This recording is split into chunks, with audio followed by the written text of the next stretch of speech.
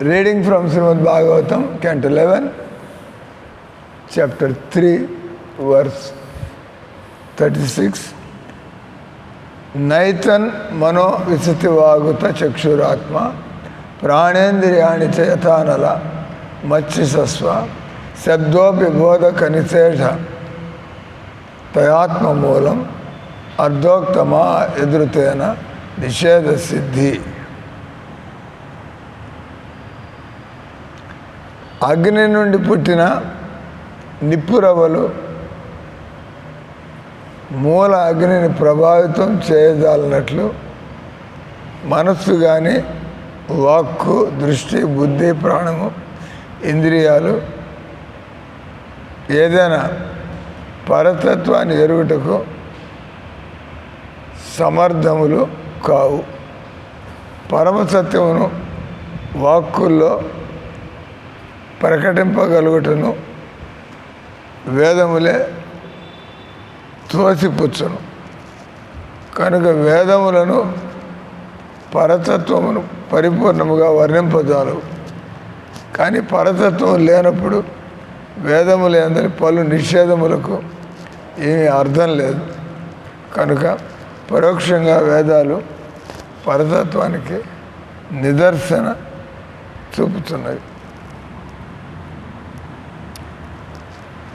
ఇక్కడ పాయింట్ వచ్చి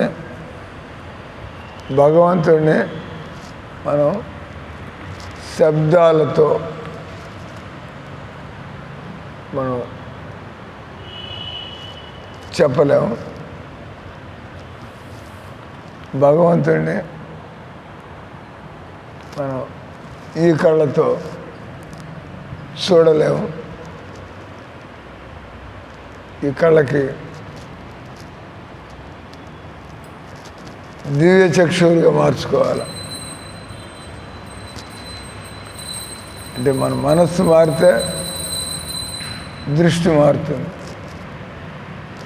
మన మనస్సు మాయలో ఉన్నంత వరకు ఈ కళ్ళతో మనం భగవంతుడిని చూడడం వీలు కాదు.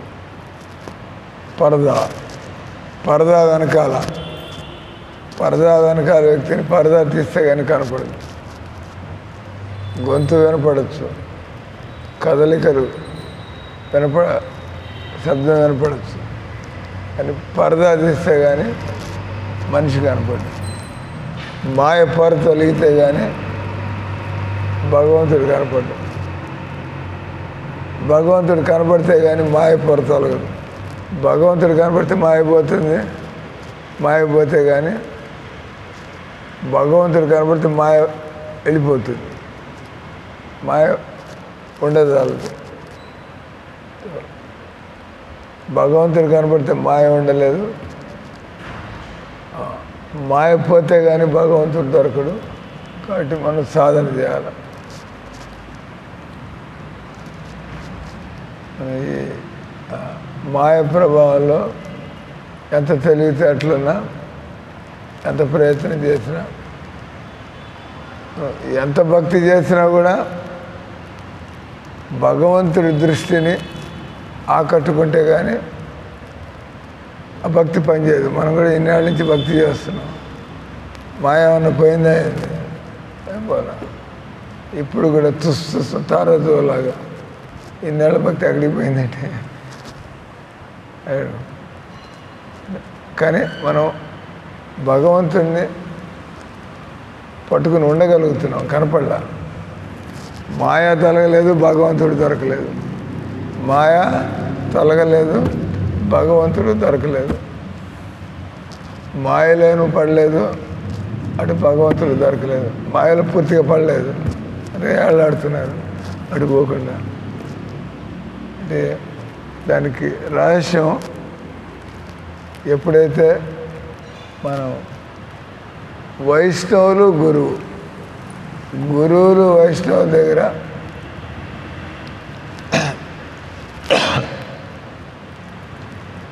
అంటే అంటూ ఉంటారు, మూడవ నామాపరాధం గురువు అవజ్ఞ మనం అంటాం. గురువు ఆజ్ఞను ఉల్లంఘించడం. ఆ నార్త్ ఇండియా అంతా కూడా వాళ్ళు ఏమంటారు తెలుసా? మూడో అపరాధం చెప్పండి. మనం గురువు ఆజ్ఞను ఉల్లంఘించడం మూడో అపరాధం.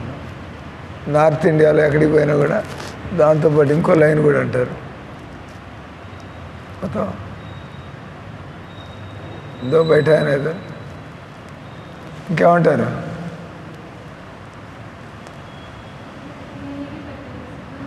గురువుని సామాన్య వ్యక్తిగా, గురువు ఆజ్ఞను ఉల్లంఘించడం మరియు గురువుని ఒక సామాన్య వ్యక్తిగా భావించడం. ఎందుకంటే ఆయన మనసులో వేరే ఆలోచనలు ఏం లేవు, ఆయన శరీరంతో వేరే పనులు ఏం చేయడు, ఆయన మాటలన్నీ కూడా తను ఇతరులు దేవుడికి దగ్గర అయ్యేట్టుగా. అట్లాంటి వాడిని మీరు సామాన్య వ్యక్తులుగా ఎలా చూస్తారు? సామాన్య వ్యక్తులు అంటే ఎవరికైతే రాగద్వేషాలు ఉన్నాయో, మోహమమతలు ఉన్నాయో, ఎవరైతే అరిషడ్ వర్గాలకు లోనవుతూ ఉంటారో, కామ క్రోధ లోభ మద మోహం ఆశ్చర్యాలు, వాళ్ళు సామాన్యులు. ఎవరైతే భగవంతుడి అనుగ్రహానికి పాత్రులయ్యి, అందరం అనుగ్రహం కోసం అది భజన చేసేది, కానీ అనుగ్రహం కలిగిన రోజు మాయపోతుంది. అనుగ్రహం కలిగినంత వరకు భగవంతుడు ఏ రోజుకు ఆ రోజు కాపాడుతూ ఉంటాడు. ఏ రోజుకు ఆ రోజు, ఈరోజు భజన చేసాం, పద్ధతిలో ఉన్నాం, ఉదయం నిద్ర లేచినప్పటి నుంచి రాత్రి పండుకునేదాకా ఆల్ రైట్. ఈరోజు మనం అపరాధాలు చేయలేదు, మనం మాయలో పడలేదు. అంటే మాయలో పడ్డామంటే లోపల సంసార కోరికలు ఆలోచనలు బయటికి మనం జపం చేస్తూ ఉండడం, అంటే మనం మాయలోనే ఉన్నాం. బయటికి దాని అంటారు sincere chanting, serious chanting, sincere chanting. ఏదో 16 మాలను పూర్తి చేసేయాలా, ఎవరి కోసం పూర్తి చేయాలా? మనం 16 చక్కటి మాలలు కదా, చక్కగా 16 మాలలు, ఇది అయిపోయింది అనిపించడానికి. ఎందుకంటే ఎందుకు జపం చేస్తున్నామో తెలుసు మనకి. మనం జపం చేస్తుంది మాయ నుంచి బయటికి రావడానికి. మాయ అంటే చెప్పాం కదా, మనకు ఒకటే ఆలోచన, మనకు ఉండేదంతా కూడా ఎలా కృష్ణుడి సేవకు ఉపయోగించాలి. ఈ శరీరాన్ని, ఈ మనస్సుని. ఈ సంసారంలో ఒకటే, నువ్వున్నావు, దేవుడు ఉన్నాడు. సంసారాన్ని నీ కోసం వాడుకుంటావా, నేను దేవుడి కోసం వాడతావా? ఫినిష్. అంటే ఈ సంసారంలో మీ పిల్లలు ఉన్నారు, మీరు ఏం చేయాలా? నా పిల్లలు అనుకోరు, దేవుడు వీళ్ళిద్దరు నా దగ్గర పెట్టాడు, అటు వీళ్ళు మళ్ళీ దేవుడి సేవలు ఎలా పెట్టాలి? నా పిల్ల మీ పిల్లలు ఎట్ అవుతారు? దేవుడు మీ దగ్గర పెడితే పట్టుకుపోతే అప్పుడేం చేస్తాడు? ఆపుతారా అండి? పట్టుకుపోతే అయిపోయింది. మీ దగ్గర పెట్టాడు, నా పిల్లలు అంటాడు, వాడు పట్టుకుపోతాడు. కానీ దేవుడు మీ దగ్గర పెట్టాడు. ఈ రకంగా భక్తుడు అంటే నేను ఆత్మని, నాకంటూ ఎవరో పరాయి వాళ్ళు మన వాళ్ళు అనేవారు లేరు. భక్తులే మన బంధువులు. నేను నిజంగా భక్తురాలైతే ఎవడే మీ బంధువులు అంటే భక్తులే. ఎవరైతే మన భజనలో ఉంచుతారో, ఎవరైతే మన సేవలో ఉంచుతారో వాళ్ళే మన బంధువులు. వాళ్ళు మన మాయలో పడకుండా మనల్ని కాపాడుతున్నారు. మిగతా వాళ్ళంతా కూడా మాయ.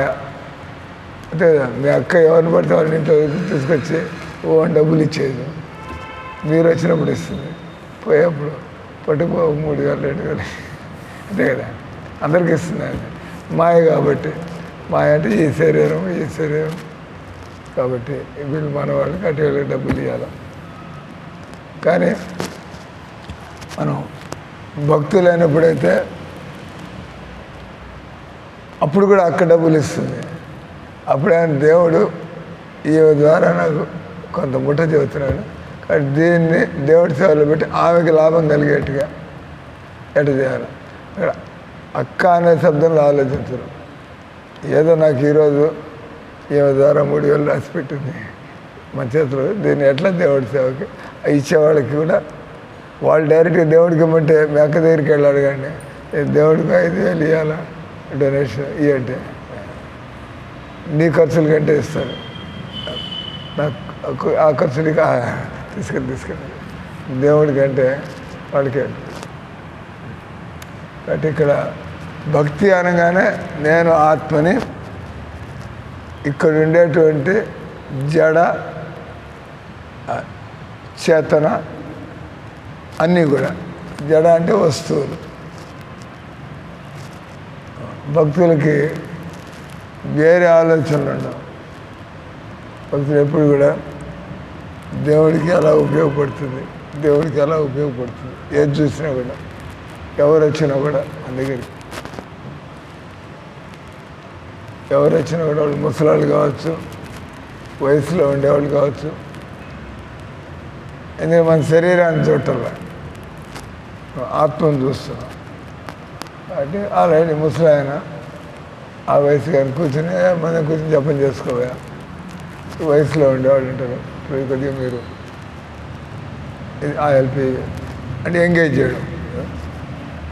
అంటే ఇక్కడ మనం భగవంతుడి అనుగ్రహంతో తప్ప భగవంతుని తెలుసుకోలేము. భగవంతుడి అనుగ్రహానికి మనం భజన చేయండి, సేవ చేయండి, భక్తులకు కూడా సేవ చేయండి, భగవంతుడి పనులు చేయండి. ఆత్మ మనంతా కూలాడులాగా. ఇక్కడ ఒక కూలాడు ఉంటాడు, కూలాడు భోజనం చేస్తాడు, పని చేస్తూ ఉంటాడు, మళ్ళీ సాయంత్రం అవుతుంది మళ్ళీ భోజనం చేస్తాడు. అంటే ఇక్కడ మనకి కేవలం ఈ శరీరానికి ఉన్నటువంటి అవసరాలు, ఈ శరీరానికి ఏం అవసరం, కొద్దిగా ఒళ్ళు దాచుకోవడానికి గుడ్డలు అవసరం,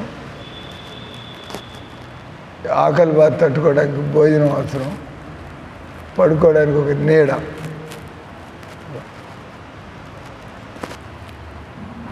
పెద్ద అరేంజ్మెంట్స్ ఇవ్వక్కర్లా. కటికి నేల మీద పడుకుంటే నిద్ర పట్టలేదు, అలవాటు మనకి లేదు అని కొంత. దానికి ఆమె ఇచ్చింది విజయలక్ష్మి మాతాజీ అమెరికా పోయింది. అమెరికా పోతా వాళ్ళ ఈమె ఇచ్చింది పద్మావతముడి ఇల్లు మారుతాం.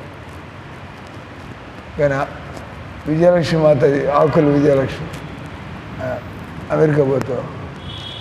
ఆ మంచం బెడ్ అంతా కలిపి 30,000 అవుతుంది. మనకు అవసరం లేదు 30,000. Simple arrangement. దాన్ని అంటారు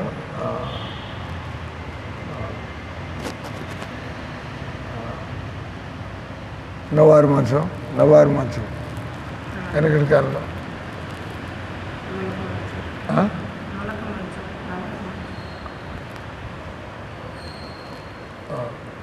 కొయ్యత చేసిన కాళ్ళు ఉంటే వెనకటి అంతా కలిపి 1000 రూపాయలు వస్తుంది. 30,000 అక్కర్లా. ఇది నిద్రపోయిన తర్వాత మీరు 30,000 రూపాయలు విలువ చేసి బెడ్ మీద పండుకుని ఉన్నారా, మీరు నేల మీద పడుకున్నారా తెలుస్తుంది. అది నిద్రపోయిన తర్వాత ఎక్కడున్నా తెలియదు, మేలుకున్న తర్వాత తెలుస్తుంది మళ్ళీ మనకి. అంటే ఇక్కడ పాయింట్ వచ్చి భక్తుడు అంటే ఈ శరీరం దేవుడి సేవలో ఉపయోగపడాలా, కాబట్టి ఈ శరీరాన్ని ఆరోగ్యంగా ఉంచుకోవాలా. ఈ శరీర కనీస అవసరాలు ఏదో 2 పూట్ల తిండి, 3-4 జతల గుడ్డలు, ఆ తర్వాత వచ్చిన షెడ్, ఎండకి వానకి తట్టుకోవాలి. సో భక్తులు ఇంకా అలవాటుతో ఏది అలవాటు అయితే అలవాటు. ఎంతమంది షెడ్లో ఉంటున్నారు, మళ్ళీ ఇబ్బంది లేదు, అలవాటు. మనకి ఈ షెడ్లు ఎట్లా ఉంటాయి, ఆ వేడి ఎక్కడ తట్టుకుంటా అలవాటు చేసుకోవాలి. శరీరానికి ఏదైనా కూడా అలవాటు. మనకి ఇంతకుముందు ఒక ఆయన సంజయ్ గోయల్ అని ఉన్నాడు, కురుక్షేత్రలో మా శిష్యుడు. ఆయన ఇల్లు మందిరం దగ్గర ఉంటే మందిరానికి వస్తాడు. ఆయనకేం తెలీదు, మన ఏకాదశి రోజు ఉపవాసాలు ఉంటాం, 2 మాటలే తింటాం. ఆయన వచ్చాడు, మాటలన్నీ విన్నాడు, నచ్చింది. భలే భక్తి చేస్తే నిత్యం ఆనందం, ఎప్పుడు కూడా ఆనందంగా ఉండొచ్చు. మరి తర్వాత మనకి శుద్ధమైన ఆనందం. సంసార ఆనందానికి చాలా ఇఫ్స్ బట్స్ ఉంటాయి. సంసార ఆనందం కావాలంటే డబ్బులు ఉన్నాయా లేదా అంటే అది కొనుక్కోవడానికి, ఈరోజు దాన్ని వాడితే సుఖం కలుగుతుందా లేదా అంత డిపెండెంట్. అంటే మీరు రోజు సిగరెట్ తాగుతూ ఉంటారు, రోజు సిగరెట్ తాగుతుంటే నెల తర్వాత ఒక సిగరెట్ మీ పని కాదు, డోస్ అన్నది అలసలు ఇంకా 2 తాగితే కానీ కొద్దిగా హుషారు. 2, 3, 4, 5, 10 ఇట్లా మనం మాలలు పెంచుకుంటాం కదా. ముందు మనం మాలలు జపం చేస్తే ఏమనిపించటం లేదు. 16 మాలలు చేస్తుంటే కొద్దిగా 16 మాలలు చేస్తుంటే ఇంకా చేయాలనిపిస్తుంది, ఇంకా చేస్తామంటే ఇంకా చేయాలని బస్ అయిపోయింది. మీరు ఇంక మునిగిపోయారు. మీరు దేనికోసం బతుకుతున్నారు? మనం భగవన్నామాన్ని ఉచ్చారణ చేయడం కోసం బతుకుతున్నారు. మానవ జీవితం భగవన్నామం ఉచ్చారణ చేయడం కోసం. దానివల్ల మనం మాయలో పడకుండా ఉంటాం, ఇతరులు మాయ నుంచి బయటపడడానికి వాళ్ళకి గుర్తు చేస్తూ ఉంటాం. మానవ ఈ సంసారంలో మాయ మనల్ని తాకకుండా ఉండాలంటే ఏం చేయాలి? తలుపులో తాళం పెట్టి కూర్చుంటే నేను ఆడవాళ్ళ మొహం చూడకూడదు, నేను మగవాళ్ళ మొహం చూడకూడదు, తాళం పెట్టి కూర్చొని మీ తలకాయలోనే ఆ బొమ్మలు కదులుతూ ఉంటే అప్పుడేం చేస్తారు? తలకాయలు అప్పుడేం చేస్తారు? కాబట్టి ఇట్లంతా అయ్యే పని కాదు. అంటే భగవన్నామంలో ముందు నమ్మకం కలగాల, ఆ తర్వాత భగవన్నామంలో మనకి పట్టుదలతో సాధన చేయాల, మనకి అనుభవం కలగాల. అప్పుడు మీరు ఇంకా సెటిల్ అవుతారు. నాకు భగవన్నామం తప్పించి ఇంక జీవితంలో ఏదీ అవసరం లేదు. భగవన్నామం పొందిన వాడికి ఏది కూడా గొప్ప త్యాగం అనిపించదు.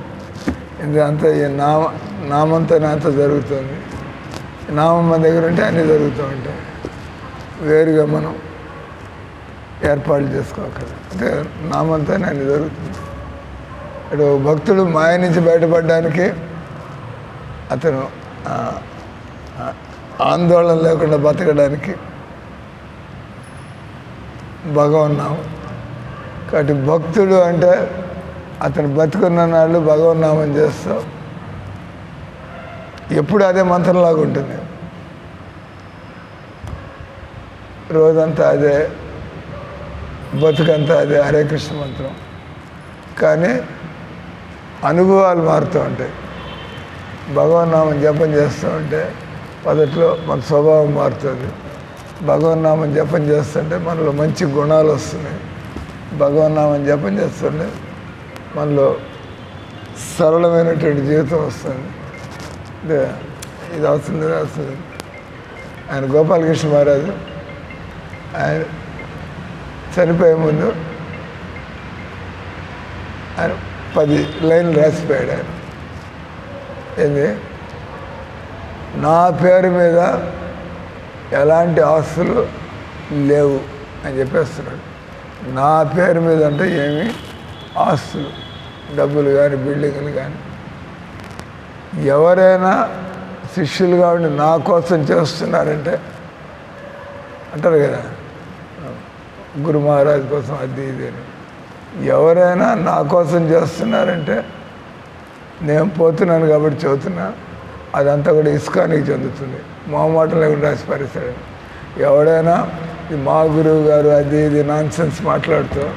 కానీ ఆయన అన్నాడు, ఎవరైనా నాకు సంబంధించిన పనులు చేస్తున్నారంటే అదంతా కూడా ఇస్కానికి చెందుతుంది అని ఆయన చెబుతున్నాడు. రెండో పాయింట్, ఎవరైనా నా పేరు మీద అది ఇది చేస్తున్నారంటే పుట్ ఇట్ ఇన్ ఇస్కాన్ అంటే ఆయన ఎంత డెడికేటెడ్ ప్రభుపాదికి ఇస్కాన్కి. తన పేరు మీద ఏం పెట్టుకోలే. అది అన్నాడు, నా దగ్గర ఒక వాచ్ ఉంది, ఆయన వాచ్ విలువ ఎంత తెలుసు, 20 లక్షలు. గోపాలకృష్ణ, నా దగ్గర ఒక వాచ్ ఉంది, అది ప్రభుపాది ఇచ్చాడు కాబట్టి పెట్టుకున్నది. ఈయన సేవలకి ఎవడం డబ్బున్న శిష్యుడు ప్రభుపాదికి రోలెక్స్ వాచ్ ఇచ్చాడు, అది 20 లక్షల వాచ్. ప్రభుపాద చూశాడు, ఆయనకి ఏ శిష్యుడికి ఇస్తే ఆయన పాపం ఎలాంటి షరతులు లేకుండా అంత పెద్ద పోస్టేజీలు పెట్టి ఆయన బాత్రూమ్ క్లీన్ చేయడం కానీ, బజార్లో పోయి పుస్తకాలు అమ్మడం కానీ, ప్రభుపాదను పట్టించి ఏది వస్తుంది బస్ చేసుకుంటాం. ఒక జన్మకి మనకంటూ వేరే గురువు యొక్క ఆదేశాలు అని చెప్పి ఆయన ప్రభుపాద ఆయన వాళ్ళు ఇస్తే ఆయన ప్రభుపాద ఒకరోజు పెట్టుకున్నాడు, రెండో రోజు తీసి గోపాల్ అది కాస్ట్లీ వాచ్ కాబట్టి ప్రభుపాద తన చేతులతో ఇచ్చాడు. ఆయన కూడా ఈ వాచ్ చూస్తాను నాకు ప్రభుపాద గుర్తొస్తూ ఉంటాడు. సో ఒక మంచి శిష్యుడు ఎప్పుడు కూడా గురువు ఆదేశాలను గుర్తుపెట్టుకుంటాడు కదా, గురువుని ఎప్పుడు మర్చిపోడు కదా. గురువు ఆదేశాల్లోనే అంటే ఇస్కాన్కి సమర్పితమైనటువంటి జీవితం, వేరే ఆలోచనలు లేవు. ఎవడైనా కూడా నేను ప్రభుపాదులు వారి ఫాలోయర్ అని చెప్పుకుంటే నువ్వు ఇస్కాన్ కోసం పనిచేయి. నన్ను ఇస్కాన్ వాళ్ళు తరిమేస్తే డోంట్ వరీ అబౌట్ ఇట్. అట్లాంటి పిచ్చి ఆలోచనలు ఎందుకు పెట్టుకుంటున్నావు? నువ్వు నిజంగా ఇస్కాన్ కోసం పనిచేస్తుంటే ఎవడు నేను తరివేయగలడు ఇక్కడి నుంచి. ఇస్కాన్ కోసం పనిచేస్తే నీ సాధన ఉంటుంది, ఎవడు నేను తాకలేడు వచ్చి. అప్పుడు మా దగ్గరికి వస్తూ ఉంటారు ఇస్కాన్ లీడర్స్. సుఖదేవ్ స్వామి ఆయన మీద కంప్లైంట్స్ ఏం లేవు, ఆయన మీద కూడా ఎంత బురద జల్లాలని. బురద జల్లితే అందరికీ గొడవలు, కోర్టు కేసులు, పోలీసులు, అది ఇది ఇష్యూలు. ఇక్కడేం లేదు, వస్తాడు. కానీ చూస్తాడు, అరే ఈయన పొద్దున్న లేచినప్పటి నుంచి అన్ని ప్రోగ్రాంలు అటెండ్ అవుతావు, చదువుకు, ఏం కంప్లైంట్, నోరు మూసుకుని పోతూ ఉండి ఇక్కడి నుంచి. మనకి వేరే పని లేకపోతే రోజంతా ఇదే పనిలో ఉంటే ఇంకా కంప్లైంట్ చేయడానికి ఏముంది అక్కడ? నిజంగా మీరు భక్తి కోసం వస్తే మీకు వేరే పని ఏం లేదు. 24 గంటలు పొద్దున్న నిద్రలే రాత్రి పండుకునేదాకా వాట్ నెక్స్ట్ ఇస్కాన్ కోసం. హరే కృష్ణ, అందరూ హరే కృష్ణ మందిరం. శారదమ్మ రాగానే నెల్లూరు ఇస్కాన్కి ప్రాణం వచ్చినట్టు. హరే కృష్ణ కృష్ణ కృష్ణ హరే హరే, హరే రామ రామ రామ హరే హరే. వీళ్ళందరికీ ఏనుగు బలం వచ్చింది. చిన్న శారదమ్మ రాగానే హరిప్రియమాత, అబ్బా అదే అందరికీ నేను చూసుకుంటూ ఉంటుంది, అక్కడ కూర్చుంటుంది. కానీ మందిరానికి అక్కడ ప్రాబ్లం ఉంటే దానికి ఏం చేయాలి, ఇక్కడ ప్రాబ్లం ఉంటే ఏం చేయాలి, కిచెన్లో నేను కూడా నేనే ఫోన్ చేద్దాం అనుకుంటున్నా. ఎన్ని రోజులు శాతం ఆరోగ్యం బాగుంటే అక్కడ బయట ఎక్కడ తిరగదా కొద్దిగా అంటే అప్పుడు వీళ్ళు చెప్పారు వచ్చిందంట, మంగళారతికి వస్తా అని చెప్పారు. మంగళారతికి నిన్న వచ్చానంట కదా.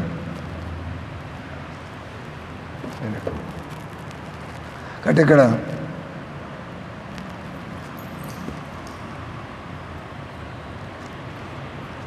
వేదాలు దేవుణ్ణి వర్ణించలేవు, దేవుణ్ణి సాక్షాత్కారం చేసుకోవాలి.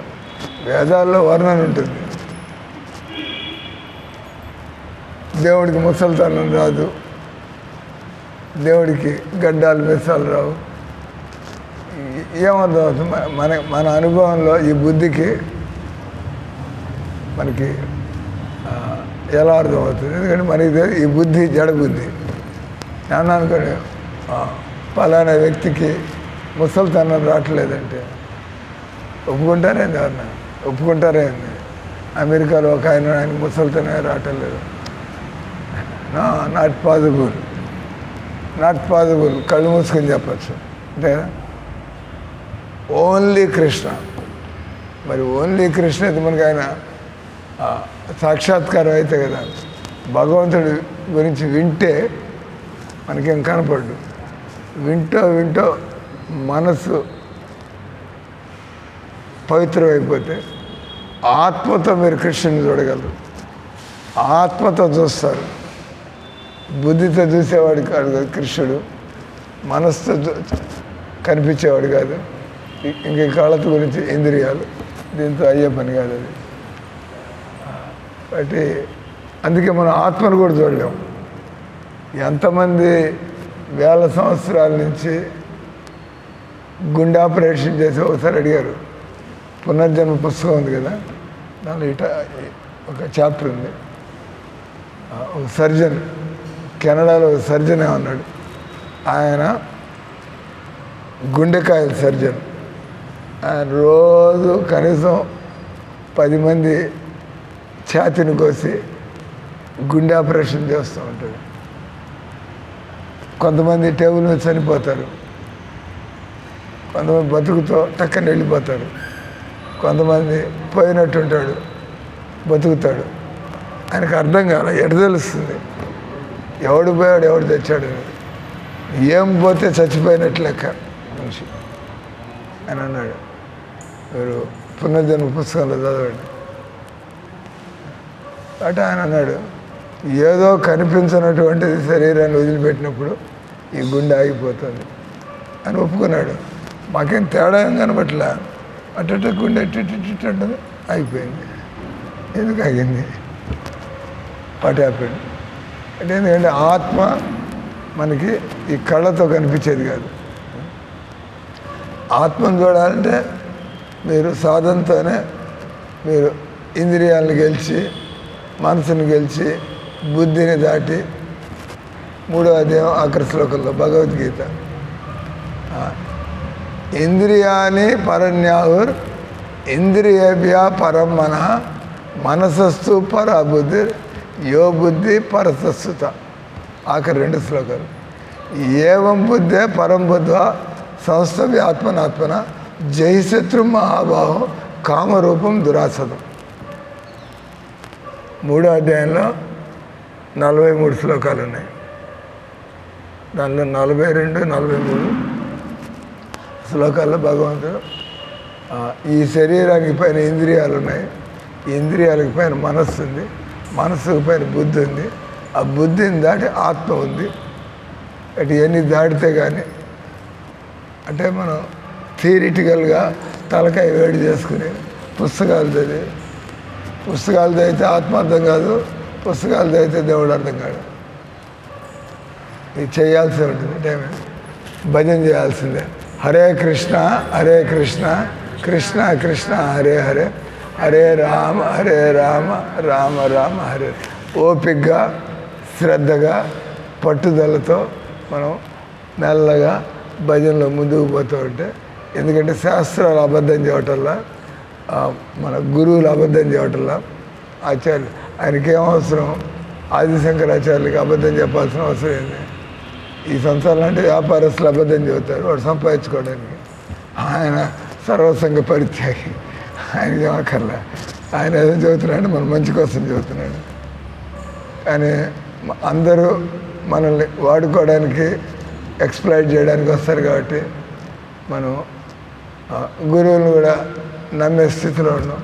మనకి డౌట్ మెల్లగా చూస్తూ ఉంటే మనకుండే ఈ అడ్డుగోడలు తొలగిపోతాయి. మనం అప్పుడు లొంగిపోతాం కదా. అంటే ఆత్మని కానీ భగవంతుని కానీ తెలుసుకోవాలంటే దానికి ఆల్రెడీ ఒక స్టాండర్డ్ ప్రాసెస్ ఉంది. కొత్త పద్ధతులు ఏం లేవు. గురువుని ఆశ్రయించాలా, నియమాలు పాటించాలా, సాధన చేయాలా, సేవ చేయాలా, గురువు గారి మొహం చూడాలా, ఆయన సాటిస్ఫైడా కాదా, అంతే కదా. లేకపోతే అంత వేస్టే. శాస్త్రాలు మేము కొత్తగా చదువుతున్నాం. యశ ప్రసాదాత్ భగవత్ ప్రసాదం ఏమైనా మార్చడానికి లే. రోజు చిలకలాగా పాడుతూ ఆచరణలోకి వచ్చేప్పుడు ఇదంతా మనకి తెలుసు మనం ఎక్కడికి పోతున్నాము అంటే ఇక్కడ చెబుతున్నాడు. వేదాలు పరతత్వాన్ని వర్ణింపజాలవు. అప్పుడు మరి వేదాల్లో సారాయి తాగమాక, మాంసం తినమాక, సిగరెలు తాగమాక, నువ్వు పిల్లల్ని పుట్టించడానికి తప్ప ఆడవాళ్ళతో సంబంధం పెట్టుకోమాక, పెళ్లి చేసుకోకుండా కానీ పెళ్లి చేసుకున్నా కానీ సంబంధం పెట్టుకోక, ఇవన్నీ చేసి ఏం దొరుకుతుంది ప్రశ్న. ఇవన్నీ పాటించమన్నాడు కింద మీద పడి ఏదో మొత్తానికి. కానీ వీటన్నిటి ఉద్దేశం ఏంది? అది భగవత్ ప్రాప్తి. కనుక పరోక్షముగా వేదాలు దారి చూపిస్తున్నాయి. కానీ ఆ దారిలో మనం చదివి వదిలిపెట్టడం కాదు, మనం చదివి దాన్ని ఆచరణలో పెట్టాలి అని అంటాడు కదా 7వ అధ్యాయంలో భగవంతుడు. జ్ఞానం తేహం సవిజ్ఞానం ఇదం వక్షామ శేషత. జ్ఞానం తేహం సవిజ్ఞానం. ఓ అర్జున్, నీకు నేను థీరీ, నువ్వు శరీరం కాదు ఆత్మ, నువ్వు మనసు కాదు, నువ్వు ఆత్మ, ఇది థీరీ. భగవంతుడు భక్తి ఎలా చేయాలో చెబుతావు, ఒట్టి థీరీయే కాకుండా నువ్వు దీన్ని ఎలా సాక్షాత్కారం చేసుకోవచ్చు. అందుకని ఆయన తేల్చి భక్తి మాత్రమే అంటాడు అని గీతలో. అది ఇది కర్మయోగం, జ్ఞానయోగం. కానీ భగవంతుడు భక్త్యాతో అనన్య శక్య, అనన్య భక్తి ద్వారానే. మరి ఏనెందుకు చెప్పాడు ఆయన తేల్చేసని చెప్పేస్తున్నాడు. భక్త్యాతో అనన్య శక్య అహమేవం విదోర్జున జ్ఞాతుం దర్శించ తత్వేన ప్రవేశించ పరంతప. భగవంతుడు నా అనన్య భక్తి ద్వారానే. సార్ మరి మమ్మల్ని కన్ఫ్యూజ్ చేయడానికి ఇన్ని శ్లోకాలు చెప్పి ఇన్ని యోగాలు చెప్పారు. ఎందుకంటే అందరూ తిన్నగా అంగీకరించలేరు. అంటే ఎవడు అందింది అక్కడ కొట్టుకుంటాడు. ఓ జ్ఞానం జ్ఞానం అంటాడు. I'm interested in knowledge. మంచి కర్మలు పుణ్యాలు అది అంటుంటారు. అంతే కొంతమంది అవి ఇంట్రెస్టెడ్. అక్కడి నుంచి ప్రారంభించి, కానీ ఆఖరిలో మళ్ళీ భగవత్ సాక్షాత్కారం కావాలంటే మళ్ళీ ఇదే ప్రారంభించాలి. హరే కృష్ణ హరే కృష్ణ కృష్ణ కృష్ణ హరే హరే, హరే రామ రామ రామ హరే హరే. ఎవ్వరు కూడా భగవన్నామాన్ని అంగీకరించరు. ఎందుకంటే వాళ్ళకి అర్థం కాని విషయం. ఎందుకు హరే కృష్ణ అంటే అంత అయిపోతుంది అంటాడు. హరే కృష్ణ అదిగంటే వాడు అంత కాటువాడు అంటాడు, కర్మలు అంటాడు, అంటాడు, నాలెడ్జ్ అంటాడు. ఎవరు ఒప్పుకోరు. చైతన్య మహాప్రభు తేల్చి చెప్పేశాడు, కీర్తనీయ సదా హరి, హరే కృష్ణ కృష్ణ కృష్ణ హరే హరే, హరే రామ రామ రామ హరే హరే. గ్రంథర శ్రీమద్భాగవతంకి, శ్రీల ప్రభుపాదికి, హరినామ సంకీర్తనానికి, నీతాయి గౌర ప్రేమానంద.